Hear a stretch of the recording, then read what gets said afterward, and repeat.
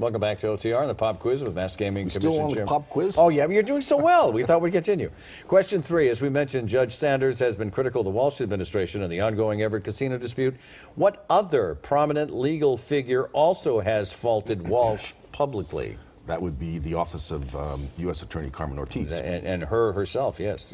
Question 4. The congested Sullivan Square traffic in Charlestown, we were just talking about that, has become a big issue in the construction of the Wynn Casino in Everett.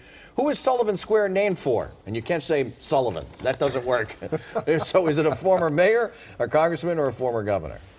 I'm going to guess a former mayor. Former governor, James Sullivan. No kidding. An early 19th century governor. There was a Sullivan mayor of Cambridge for many years. All right, now you're 2-2. Let's do it. Here we go. Here's the tiebreaker right now. Question 5. The collapse of Atlantic City prompted, and could we ever go a show without mentioning his name, Donald Trump, to close the Trump Plaza Casino nearly a year ago. The owners have pledged not to reopen for at least a decade. What is their strategy? Well, the owners have pledged not to reopen for at least a decade. The long range is to increase demand by shutting down a number of casinos in Atlantic City so there's enough demand, and to expand the activities. They want more conventions and more activities than just gambling. That's the strategy. That was a smart answer, but not exactly. We're going to drill down to a fine point. It's actually a tax-saving measure after new changes in New Jersey's tax laws.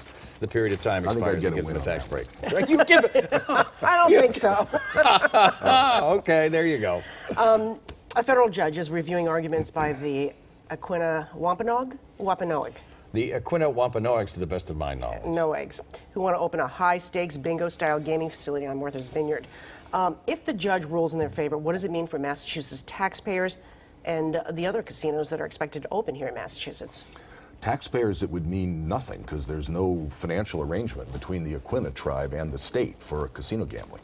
They might eventually come to the state and try to work out something. As to the other casino operators, probably not much, because people are not going to leave the Vineyard to come to Brockton or Springfield or Boston. It's probably would be a little audience. It would be what's called a regional casino. It would have a very small reach.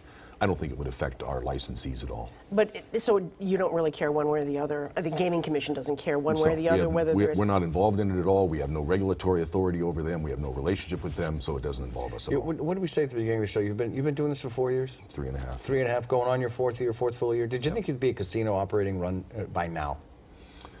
Well, we do. We have one going right now. Well, a full-fledged operational destination. I probably, being around long enough, I wouldn't have hazarded a guess.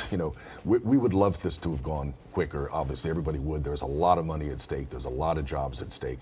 But it's just an incredibly complicated process, and we do think we've got it right. We do have a casino open, and we have 3 really terrific suppliers. MGM, Penn National, and Wynn are, by any account, the best of the companies. So, we're doing our best. Do you ever see yourself stepping into a casino someday, here in Massachusetts? As a regulator, yes, but we can't even go there for meals, so I won't be doing much entertaining in casinos. Even if you retire? Oh, if I retire, I might go down and say hello to my friends. It's our thanks to Stephen Crosby, the Mass Gaming Commission, for being here this morning on OTR. And just ahead, Clinton, Bush, and of course, you can't do a show without mentioning Tom Brady and Donald Trump also. The ups and downs of Marty Walsh's summer. What are people talking about Mayor Marty? He's all for the Boston working man, so yeah. I think Marty's a good guy.